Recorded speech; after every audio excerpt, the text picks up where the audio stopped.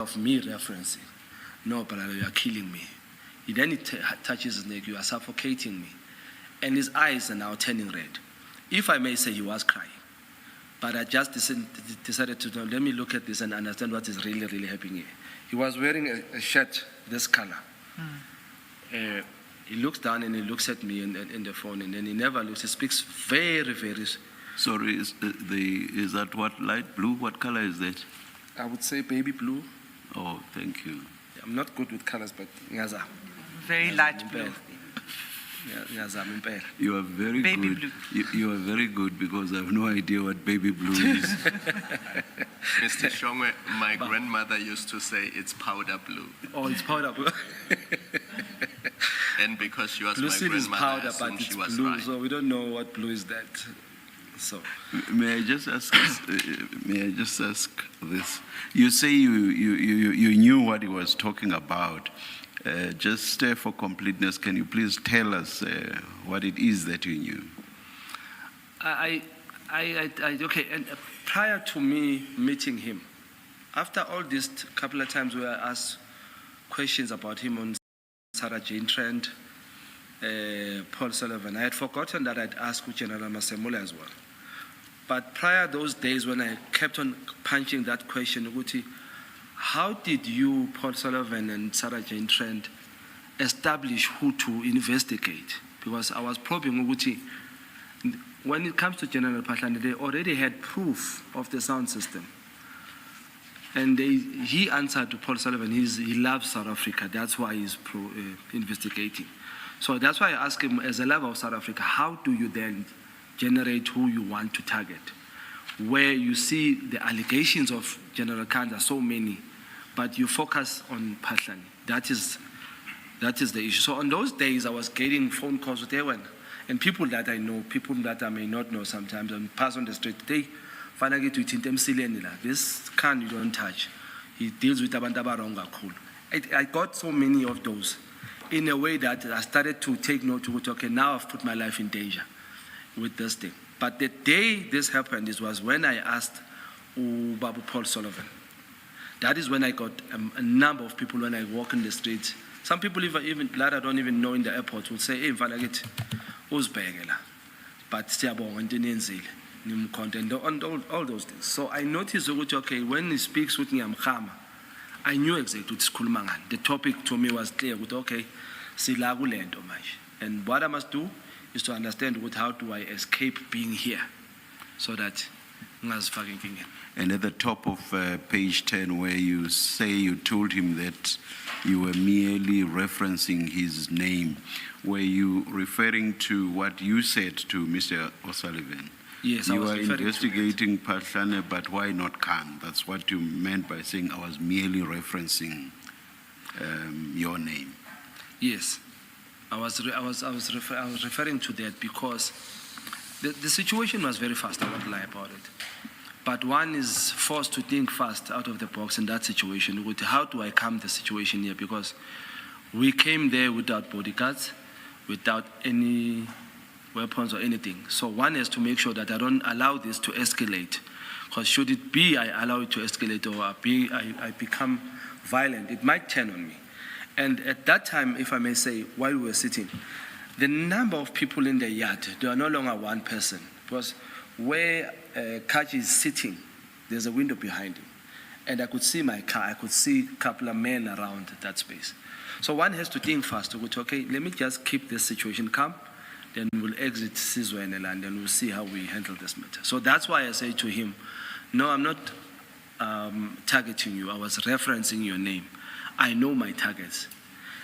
This one, this is where he also says, yeah, I know your target, you're targeting corners. Mr. Kaji, constantly talking. So this is where he also says, yeah, I know you're looking from corners, I can hear your questions.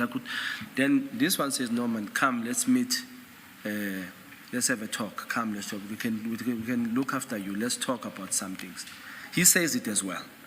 But this one then takes over the conversation of the taking care of me. And then this one says, no, let's meet in Johannesburg. He asked this, sorry, in Sandton, he asked this one, Where in You are sorry. You are using so many. This one.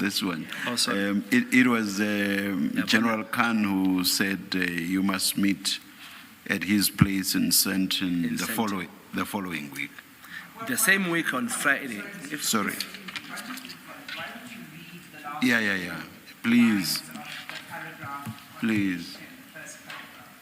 Page 10. On page 10. Yeah. The last two lines. Maybe Perhaps let's do start this. earlier. Please read the whole of 2.3.10. 2.3.10. Where is it? Okay. The General first- Khan answered the call. Sorry, the first paragraph up to I responded that I would make time. Okay. Yes. Thank you. Thank you, Commissioner. 2.3.10. General Khan answered the call, and Yusuf held the screen facing me in his hands and said to General Khan, "My brother, here is Shongwe." General Khan greeted me, saying, "Brother, how are you?" I replied that I was okay and asked how he was. He then said, "What is wrong, bro? What did I do to you? You are suffocating me." While saying this, he placed his hands on his neck and his eyes appeared red. As if he had been crying, I replied that I was not doing anything to him, that I was merely referencing his name, and that he was not my focus then. And then he then said, "What do you want? We can look after you. Come meet me at my place in Sandton next week, Friday, if you are available. If you are available." I responded that I would make time. Yeah, sorry for that. So it was General Khan who invited you to meet him In Sandton. at his place in Sandton, Yes, and he invited you for the week after this meeting, yes. and you said you would do so, right? I agreed that I will come. Okay. Can you read the next paragraph? I quickly want to check something. Yeah, it was there. While we were still conversing, Yusuf turned the phone to face himself and asked, "Where in Sandton?" General Khan responded, "In the apartment." Yusuf then ended the call and continued speaking to me. Remaining close to me, he said, "Stop this. You are our brother and we can really take care of you. There is a security tender at Checkers worth 2.2 million every month, and we can give it to you." I replied that I do not operate in that manner. He insisted that he could arrange 10 bar in cash for me, and I said it was fine, that we can talk up on Friday. Okay. So this second part of the conversation, an offer of a tender, what did he mean? Did he mean that, are you in the security business? So why would he offer you a security tender? Let me put it how I perceived it. Because prior, when we are talking, and he's talking too much on the issue of phone, there was an instance in this talking where he asked for my number, Yusuf Kaji. And I constantly said, no, I don't want you to have my number. So I noticed that me pushing back constantly doesn't get this guy to back off. So this is the type of a person, you agree to everything, then you live like that. This is what I started deciding to, okay, let me work on this, because now he says, you give me the tender of 2 million of security. And I said, no, I don't operate like that. So to him, maybe he thought no, in book form, this will get me arrested or whatever, in a way. To him, he thought I was saying that. That's why he changes the subject to say, no, we can get you cash then. 10 bar, we can get you 10 bar, we can arrange it. In that, the thing is, I forgot to write it here. In that statement, this is where he even promised me there were 3 BMW cars that were window tinted and bulletproof. He then promised me, would we even give you this car? Where were those? Where were in those? the yard, parked next to my bike. In the yard, okay. Yes, in the yard. So he pointed at them? Pointed at them. Even when we went out as well, he was walking me out on the window. He said, "Do you see all these cars are are safe. I was no longer interested in listening, but my focus was leaving. So I had agreed to say, okay, no, about the 10 bar, we'll talk on Friday. That is what I said, because I wanted to get them to say, okay, fine, let's meet wherever we're going to meet and talk. Then as soon as I started agreeing, I just noticed the change of tone and the character of the body. Now I think they feel calm when I'm with them. Then I decided, okay, this is where I'm going to take this thing. This is where they then, if I may recall, at the same time I stood up, I wanted to leave, and then he said, no, sit down, man, I want to tell you something. There's a brother of mine upstairs who has information, because we see your line of questions are more asking about Mkwanazi. We have something on General Mkwanazi, we can give it to you. Okay. And he spoke fast, he spoke about the helicopters and a lot of stuff that I was not interested in listening. Okay. Sorry. I see that for 10 bar you have a bracketed explanation, 10 million rand. Yes, the language 10 bar is 10 million. Thank you. Can you read the next paragraph into the record? This is now where you're talking about what you just said about that he seemed to intimate to you that in fact the person you're really looking into is General Mkwanazi. Yes. Okay. Imran then, this is when we were standing up. Imran then offered to bring us something to drink and returned with a bottle of water. Yusuf then said, in the line of your questions, I see you don't want General Khan, you want Mkwanazi. I can give you information on Mkwanazi. My brother upstairs has information on him. I did not respond to this statement. Instead, I requested to leave. As we were walking out, Yusuf said we must wait a while as the brother was coming.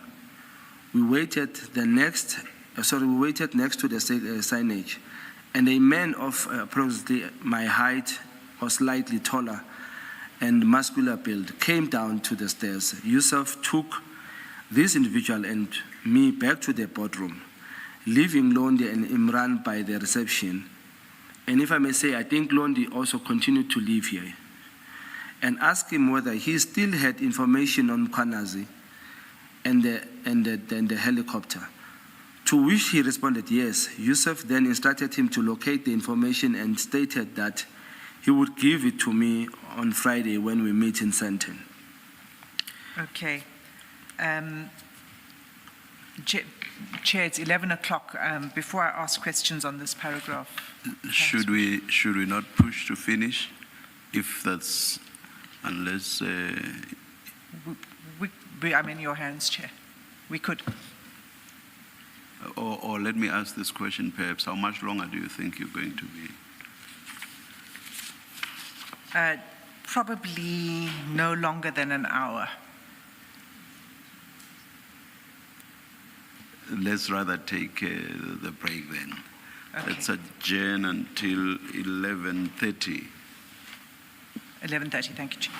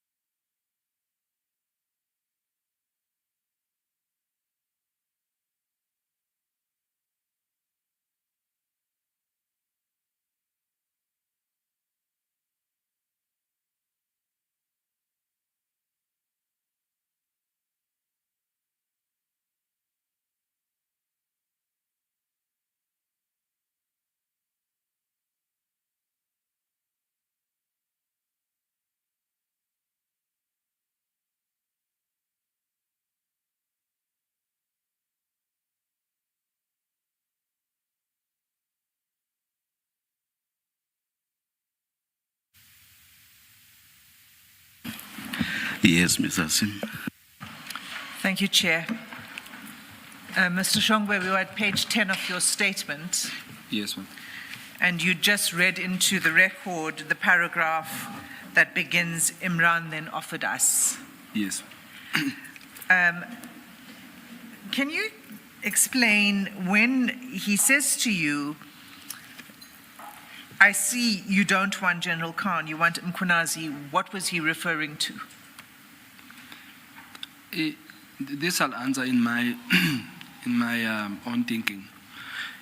Yes, he was referring to giving me information about General Mkhwanazi that I should be using in the ad hoc, because it was in line with him saying that he understands the line of my questions, that I'm looking for information about General Mkhwanazi, which is, I don't know where he gets that. However, it was a way, I think he was trying to pursue me to then go after General Mkhwanazi with what he was going to give me.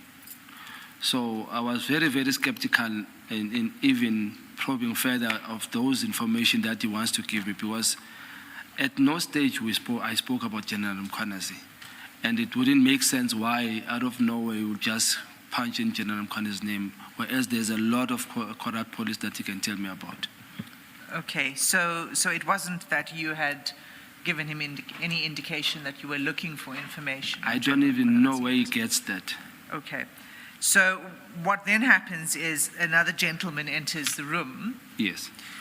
and you explain that he asks this gentleman whether he had information on, as you put it, Mkhwanazi and the helicopter. Did they speak any further about that? What was the issue about the helicopter? To be honest with you, when the gentleman was walking down the stairs towards me, this is where Yusuf says, "This is my boy, this is the guy who has the information." Then he takes me, grabs me back to the bedroom, and then he speaks about the information of the helicopter. He did mention a place and the helicopter, and I don't know what he was talking about, but this muscular guy didn't speak much. He only agreed that I have, and that he will package it on a USB for me, and then they'll give it to me on Friday. But So- this one, because I was tired of listening to him, to be honest. I can't recall exactly the words he was saying, but he was speaking again fast and a lot of things that I couldn't even listen to. So he said they would put it onto a USB drive and give it to you on Friday when you meet. In Sentin. So the idea was when you meet with General Khan that they would When I provide. meet, yes. The idea of the meeting was going to meet, I was supposed to meet Imran, Yusuf, and Khan. That's how the meeting was going to be on that Friday, had I went to that meeting. I see. So it wasn't just going to be you and General Khan? No. Okay. Can you read the next paragraph? Okay. I see in the next paragraph I mistyped. I wanted to say it is worth mentioning. So I said it is worth nothing. Can I correct that? It says it's worth noting. Oh, okay. No, in this No, one. you were right the first There time is when the you new wrote. one. Okay, Yeah. this side. Okay. It is worth noting that Yusuf requested my contact details, which I refused to provide. He was persistent, stating that they could change the location reflected on my phone. I declined this offer. It may also be important to note that my phone remained in the car throughout the meeting, as I was apprehensive that it could be hacked. And Okay, yes. pause there, please, because I'd like you to explain the following. He says they could change the location reflected on your phone. What did you understand by that? Now, that one he explained thoroughly many times as he was talking in this thing. He kept on saying, you kept on saying, give me your number. I'll call you so that we can arrange the meeting. Trying to eliminate Ms. Londiwe being the contact person. That's how this topic goes. And I kept on saying, no, I don't want anybody to have my number. I will find a way that we meet through Londi. It's fine that way. Then he said, no, if you're scared of us, we won't do anything. Actually, we will help you. We will make your phone unhackable. When one tries to check it, it will reflect in Brazil, it will reflect in Paris, mention other countries, while we are here in South Africa. That was the promise. He even mentioned that they will work on the SIM card in the phone. If I give them my number, they will help me with that. So I said, no, my phone is in the car, and it was off at that time, but I was not interested in giving them my number because in a way I was trying to indicate that I'm not comfortable with this thing. So I'll trust them later if they feel what they want me to trust them. Because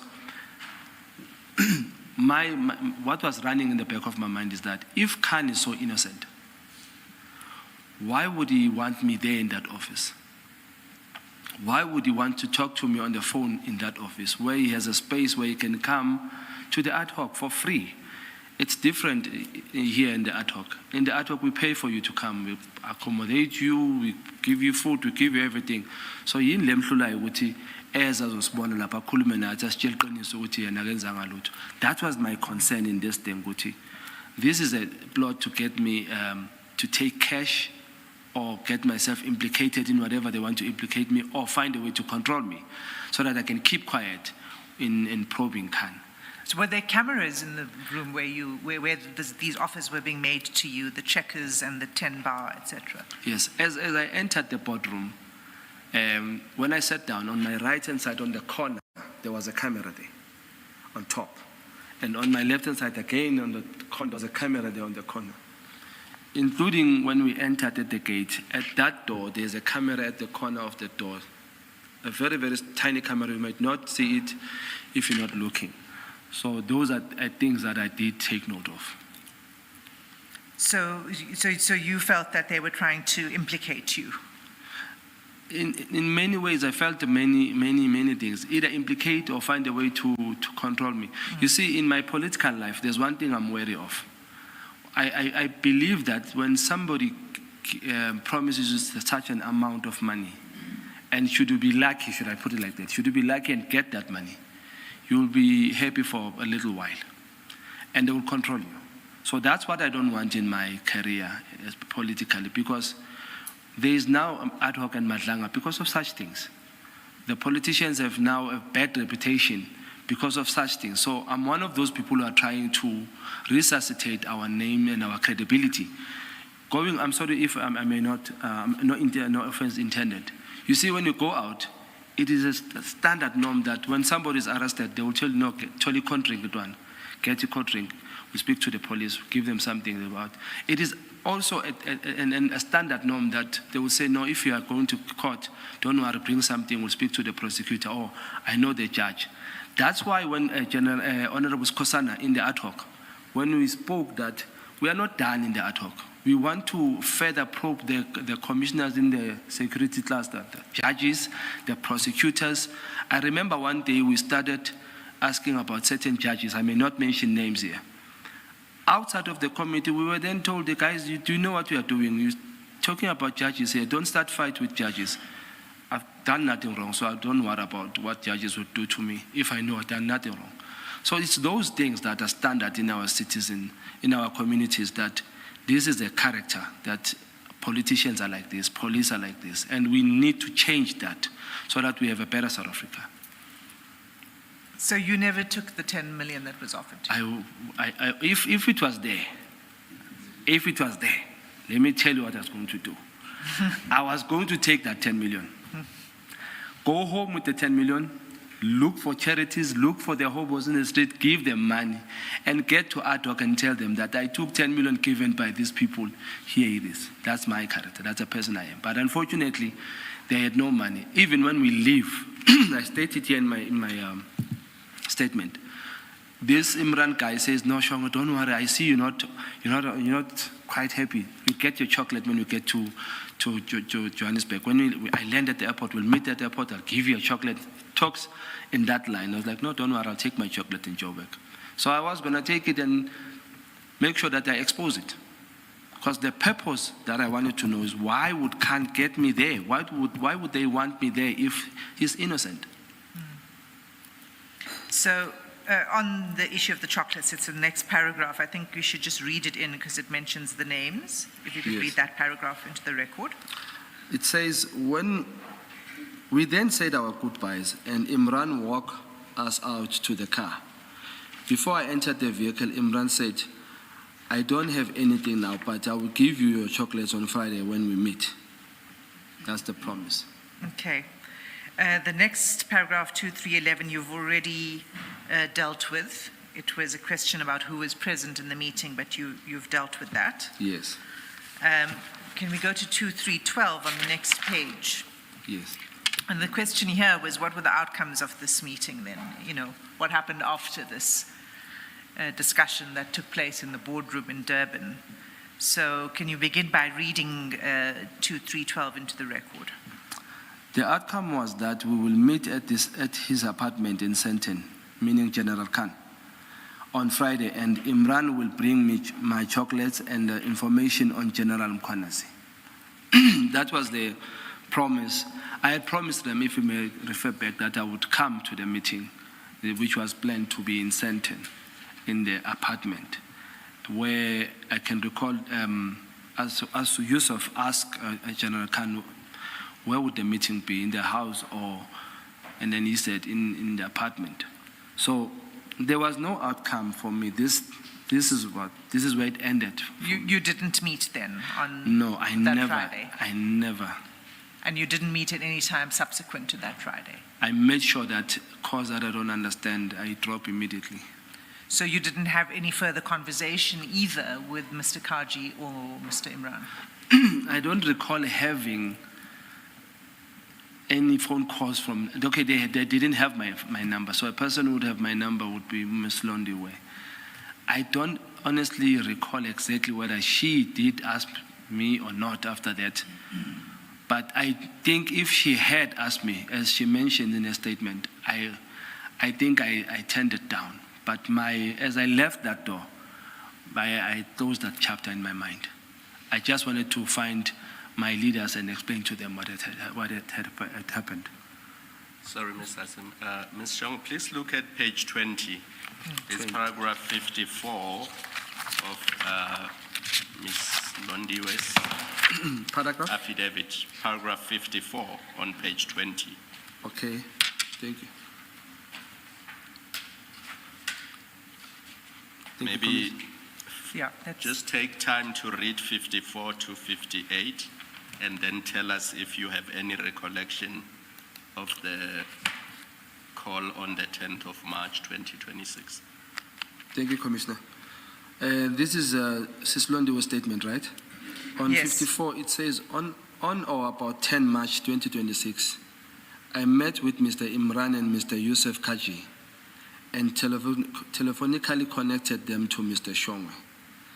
The call was placed on speakerphone. Mr. Shongwe indicated that he was occupied with work commitments. It was apparent to me that he was not interested in pursuing any further meeting. Following that discussion, I had no further involvement in the matter. Do you have any recollection of that call? Mhlonishwa, ngangibona lento le angikhumbuli nakancane, but I'm trying, my mind is failing me here because on the 10th of March it was my birthday. And I don't recall which was I at work. But if I read this, ngoba ngiyazazi mina, uma ngibusy maybe go ad hoc, I would pick up and say, hey, ngibusy, I would call you. So I don't really recall ukuthi ngakhuluma nabo. Maybe I just dropped the call busy and they were talking to me. So angiyibeki ngaphandle, angiyivumi kodwa angiyikhumbuli nje nhlobo. But what I know is that bengasayifuni kulamadoda. But it's possible that her statement, the way she puts it here, is correct. The outcome of what she says here gives me lento ukuthi it is me here because ngangasafuni lutho ngempela. So I can say it might have happened, but I don't have a clear recollection of yona lento le. Thank you. Yes. She says that she put the call on speakerphone. You don't recall any voices, recognized voices on. One thing I know for sure, I've never spoken to those guys ever again. She might have called me and spoke to me, and maybe she said, I'm putting you on speaker. I was not even listening because, you see, when I'm at work, it's a space like this, cameras are here. So you'll go on the phone. By the time you are going down, somebody's continuously speaking. So I might have missed that if it happened like that. But I know that I might have said to her, I'm not available, I'm committed, I'm busy at work. So if it happened, I was working on that day, it might have been like that.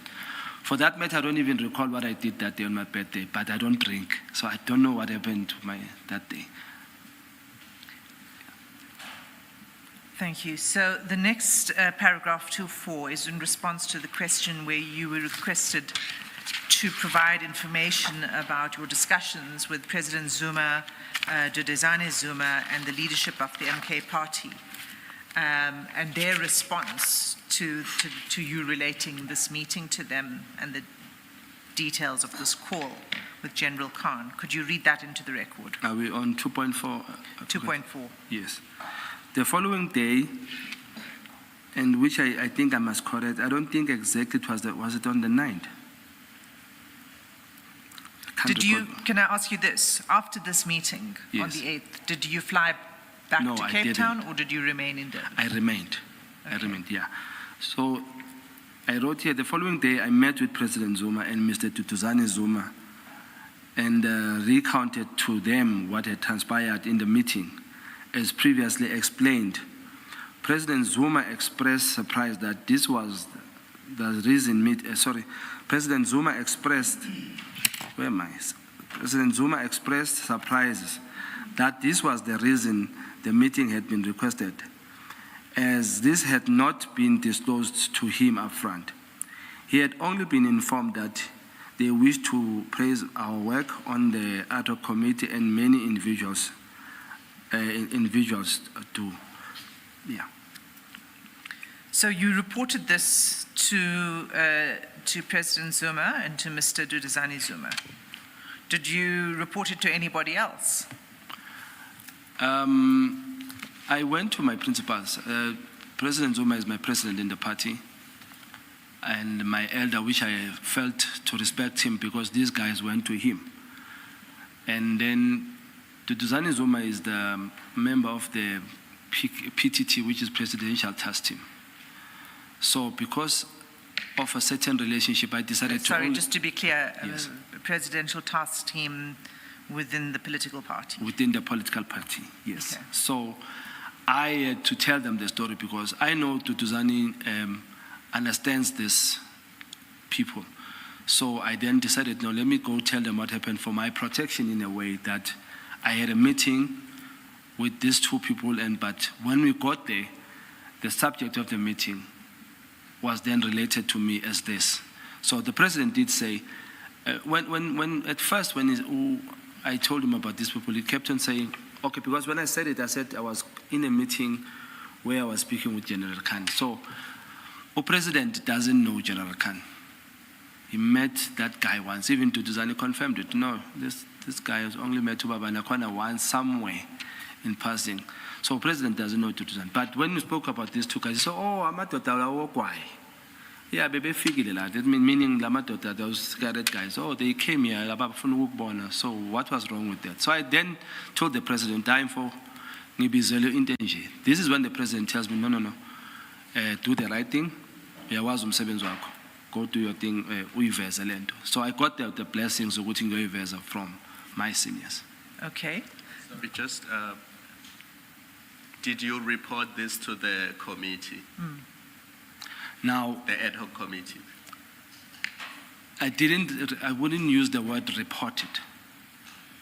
But when I went to the committee on that day, I spoke about it when I was questioning General Masemula. Can I just pause you there? Because that's where I was going to go next. Can I take you to page 13 in the bundle? In fact, if we could just start at page 12.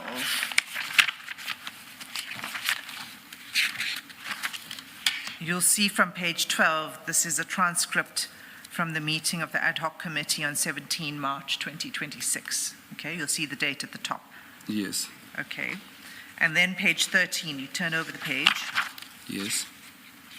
The very last paragraph on that page, that long paragraph. Okay. That's I see where it, yes. you see that. You see three lines into it. Sorry, Commissioner Kamala, maybe it would help if the witness just read this, this paragraph and the relevant parts into the record. So I think, Mr. Shongwe, if you could read that paragraph. But Where the- is starting? But the relevant part starts at guess what happened. Wait. 3 where is lines that? in. 3 lines before?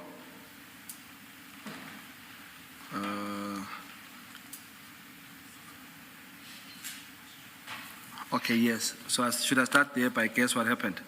Yes. Okay, I say there, guess what happened? I got a call to come to Durban. Somebody wants to see me. These people went into the office to make an appointment to see me. I flew to Durban, and when I got there, General, when I got there, should I read the time as well? No, you can skip over that. Okay, General, who are having there's a very small font here, I know it is very Yeah. small. who are having a factory of cigarette in Maritzburg. You may know them. They took me to a security company office. Actually, they invited me to that office in Morningside, not far from Cubana. When I entered, they spoke to me and said to me, Shongwe, what is wrong? What did we do to you? Should I continue? Yes. Okay. My response, what are you talking about? That house has cameras outside and inside, General. As we are speaking, obviously they make promises. We will look after you. Do not do this. Why speak to this guy? There is somebody who wants to speak to you. And I ask, who's that? There is somebody who wants to speak to you. Who's that? No. Look at the phone. They forcing me to take the call. They made a video call. On the video call is a person I do not know. It is the first time seeing that person, but I'm told this is General Khan now. My question is, the guy spoke until his eyes, my question is, the guy spoke until his eyes were red. When he was speaking, as emotionally, as emotionally as I am right now, he says, you are suffocating me. Come see me on Thursday or on Friday in Sentin. Let us talk. What is wrong? Yes, on the record. Yes, on the record, I do not see there is anything wrong in that, because that is how we politicians get information. But what worries me is what these two families say to me. There is a family of Maja Janseka who died, a makeup artist who was shot in the head. The family says this case, somebody walked on the case, and allegation is that General Khan covered for these murder cases. The second family is the case of somebody. Sorry, the second family is the family of Dr. Abdullah Munshi, who was killed in an alleged road rage incident. A car bumped into the car behind the doctor. The doctor went out and he was shot. But on the street, it was said that the father of the son who went to the hospital and died had the hands on that doctor. It is the one claiming that he killed that doctor for revenge. And again, General Khan's name comes out there, and it is said that to me that he is the one who who is the protector. Now, General, it is alleged that we here in Parliament, the ad hoc, we will not see that person sitting where you are sitting, because he claims he is protected. He claims all of us are taking something from whoever he says it is true. I will not reveal my sources. I had left that thing, but when I was in that house, that prompted me. If General Khan is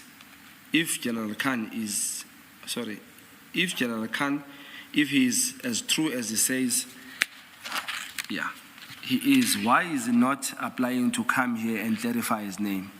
But instead, he opts to call me and invite me into an office. Why now? Yeah, okay, that's good. I think you can stop there. So this is where you relate in the ad hoc committee the events that took place on Yes, the yes. 8th of March. Just before I ask the next question, I just want to first ask you, you say in this paragraph, when you got there, you met these people who have a factory of cigarettes in Pietermaritzburg. Who are you talking about? Is that Imran and Asaf Kaji. they have a cigarette factory, It's what they told me. and that cigarette factory is in Pietermaritzburg? Yes, how they tell me that is that in one of his yappy too much, he says, your former SG, mentioning, referring to Floyd Chibambo, well, he came to the factory and we always helped him, we gave him something, don't worry. He was referencing how he helped people. So if I agree to what they want to offer, it's one of those things that he talks too much. I recall as we move on it. So it says that, yeah, Floyd Chibambo came there, your former SG, we gave them T-shirts, don't worry, man. That was the topic. So in that sentence, that is where he says, in our factory in Pietermaritzburg. Okay. And do you know the name of the factory? No, I don't. I've never been. All right. So you talk about it then in the ad hoc committee. Were there any further inquiries that were made on this incident by either by the ad hoc committee or by anybody else that you're aware of? Ma'am, to my understanding, I think, let me say, I'm new in Parliament. And some of the things I don't know how they operate. But the level of assistance we're supposed to get, or I think we should be getting in the ad hoc committee, is zero. Because this matter, it's only here that I'm speaking about this matter. It's only here that I'm asked formally about this matter. And taking into consideration, you see, when you speak of the cigarette guys, you link them with many allegations, including the drugs, how unsafe they are. If I may recall back, there was a time when I went to Hoshi Mampuru. A night before, we were questioning Kat Madlanga, if I may transverse the space. A night before, I questioned Kat Madlanga, which was on Wednesday. I drove out to Tembisa to see one of my pastors, Umabus Melan. When his daughter was opening the gate, I got hijacked. And my car was taken into the car at the back and we drove off with those two people, with the daughter as well. Fast forward, the case is opened. And the case is opened as kidnapping and hijacking. Now, I asked the police, why do you specify it like that? Because it sounds in a way. Then they specified this is like this. I didn't report it. I went to work. I went to the police station. After I was done with the police station, I went straight to work because I wanted to question Kat Madlanga. I was so interested in questioning Kat Madlanga. And why was I so interested? Because I just can't find that article, but I think it was reported by Media 24 in some years. It was somewhere in December, where the Ariton drugs, it said they were not transported to the lab, but they went to Pretoria West College. I've never seen that anywhere. I've only seen it once in that article, and I can't find it. That I was looking for yesterday. Before I lose my chain of thought. Cool. So that day when I went to question Kat Madlanga, I wanted to ask him, Muguti, is this the reason he got residence for his business in the Pretoria West, so that these drugs, if they were brought to Pretoria West, nobody will think the drugs of Kat Madlanga are in the police college. So that information, for you to probe that information and get it further somewhere, you'll have to transverse very dangerous ways to go to dangerous people and put your life in danger. So I didn't probe that thing further. But that was why I went to work that day. So I got to work. I didn't even tell my colleagues that an incident had happened.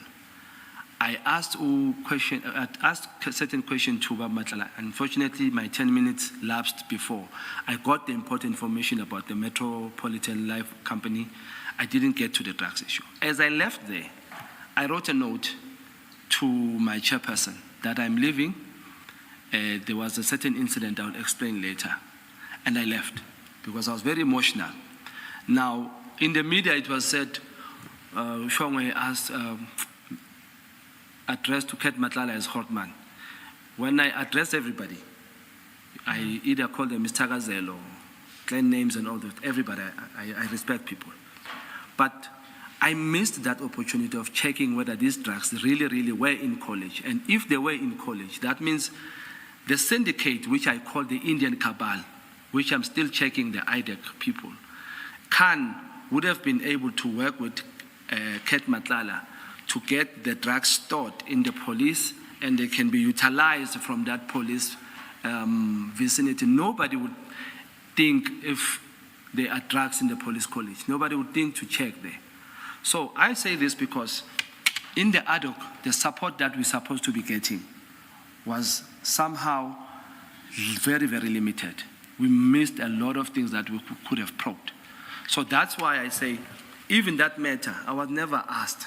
I remember seeing it on TV 2 days. I didn't mention it that much, but I saw it on 2 days later. I saw it on TV. I was like, oh, now I have to rush and tell my parents quickly something happened, because while my mother was still alive and my father, I couldn't tell them that this thing has happened, because they are always worried. People are coming at auction and say, hey, umntana kuzongena engozini, stuff like that. So I didn't tell anybody, but I saw it on the news on Friday. Then I informed my family. But in the ad hoc, we have never spoken about this. So that whole story that you just gave us now about Kat Matlala and the drugs and Yes. so on is a way of you saying that there were no further inquiries I couldn't. from the ad hoc committee side. Yes, including this one as well. Yes. Okay. On that issue, but also on this issue. On this one, yes. You're drawing an analogy. All right. Yes. But on the 17th of March, when you explained this in the ad hoc committee, you were discussing, the person you were talking to at that point was General Masemola. He was the person who was the witness before the ad hoc Yes. committee. And he's the National Commissioner of Police. at that time, yes. Did he follow up and make any inquiries about this call that was made to you with this offer from General Khan? It's only the Madlanga Commission that has spoken to me about this matter, apart from my political party. And in my thinking, I think me mentioning it there in the ad hoc, for me it was enough. I didn't even see a need to open a case or do anything further, because that space, I think it's a protected space. We are governed by certain laws there. We are protected by certain laws. If the committee felt the need to do anything, they would have jumped on it, including protecting us. Okay. Then your statement concludes with, you refers to the timeline tracker from your vehicle, which we Yes. have.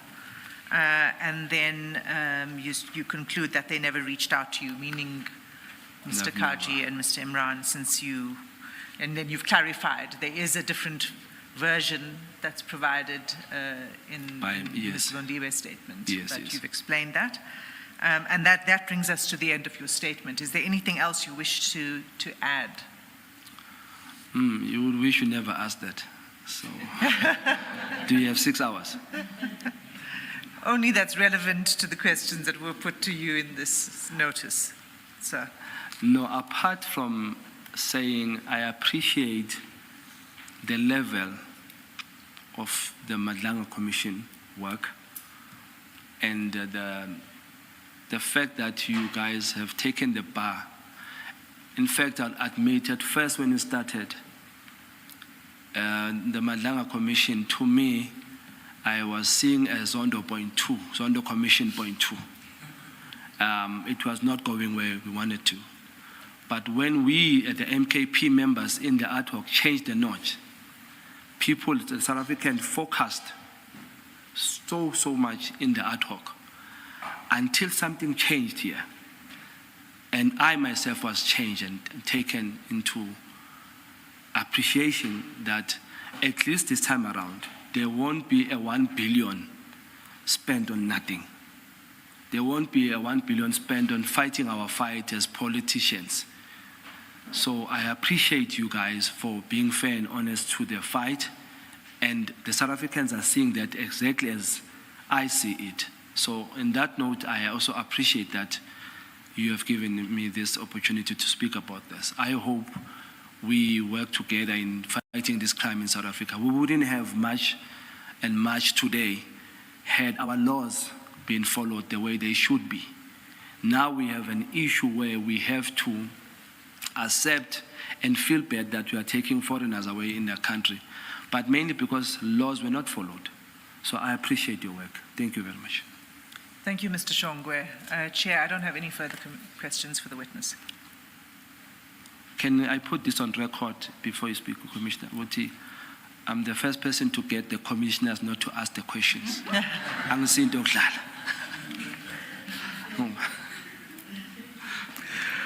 Thank you very much, Mr. Shongwe. You are excused. Thank you, Thank you. Commissioner.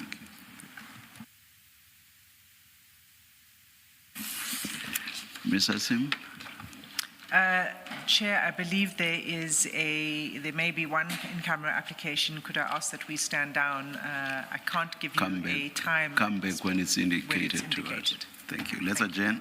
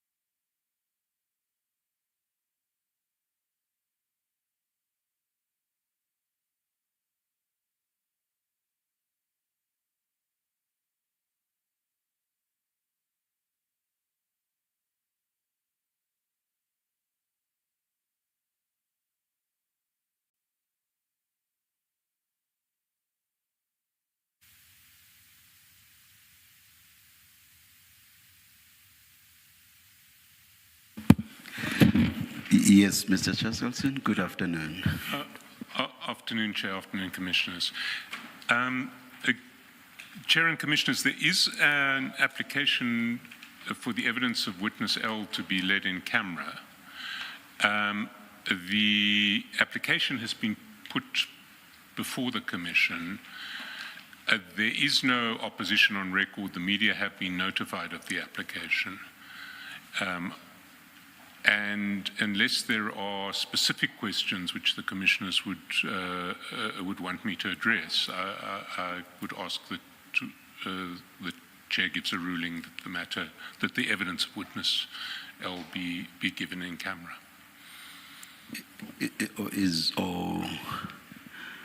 Just.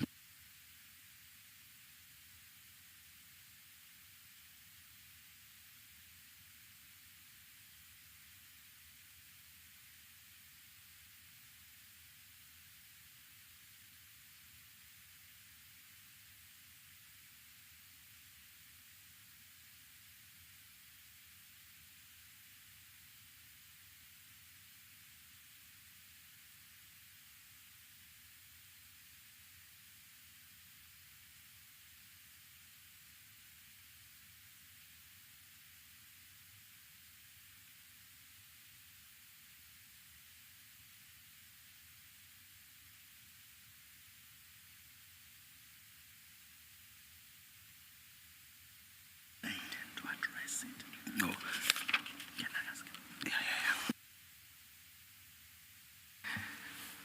Is it still morning? Afternoon, Mr. Chaskelson. We've obviously read the application, and the Chair will deal with how the Commission intends to proceed with it. But it was served on the media. So if you go to page 15 of the letter, page 15 of the application, rather, the letter of the attorneys, the media's attorneys, they raise serious concerns about how the in-camera applications are presented to them, and they are so heavily redacted that they cannot meaningfully engage with the application.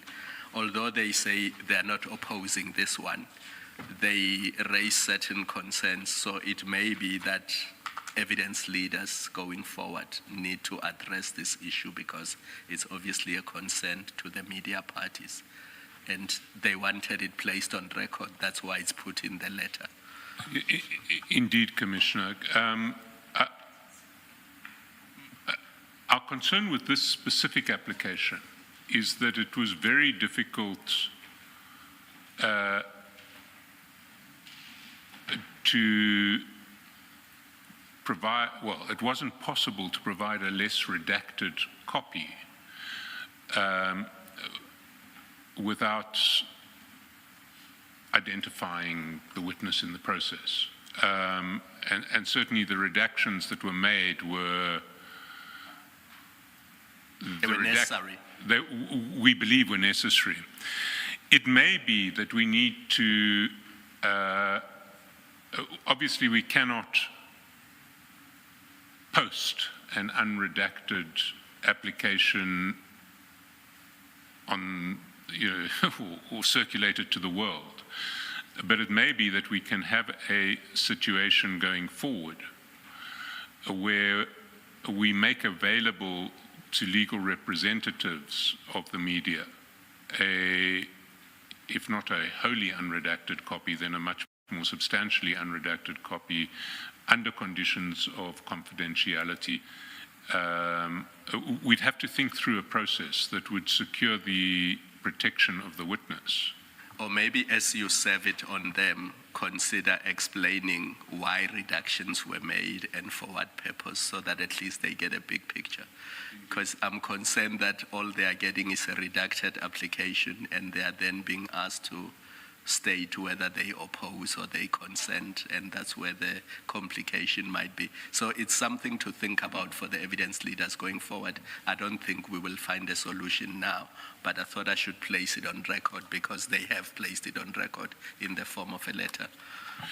Thank you, Commissioner. It is certainly something that we are applying our minds to. Mr. Chaskelson, I'm thinking there are a few prayers in the notice of application itself. What I'm proposing is just to make a ruling that the hearing of the testimony will be in camera, but I will ask you to prepare a full draft ruling. Why I'm saying that, I'm looking, for example, at paragraph 3. Yes. So let me just make that one important ruling, and then for the rest, I'm thinking it may then be served on the media and also posted on our website, the full ruling. Thank you, Chair. We will, and maybe just to clarify what 3 is, because we can't clarify what 3 is. 3 is. I think I do have an idea, but then just, but No, please go ahead. But for the public. Yes. 3 is to specify a list of the people who may be present in the proceedings, and we just need to organize among ourselves inside the evidence leader team who is going to be present so that they can be named. Yes. Thank you. The hearing of the testimony of witness L will be in camera. A fuller ruling will be given in due course, and it will be posted in the Commission's website and also handed over to or delivered to the media. Thank you, Chair. And we adjourn, I assume, until I'm afraid we do adjourn at this 9:30 tomorrow. Let's adjourn.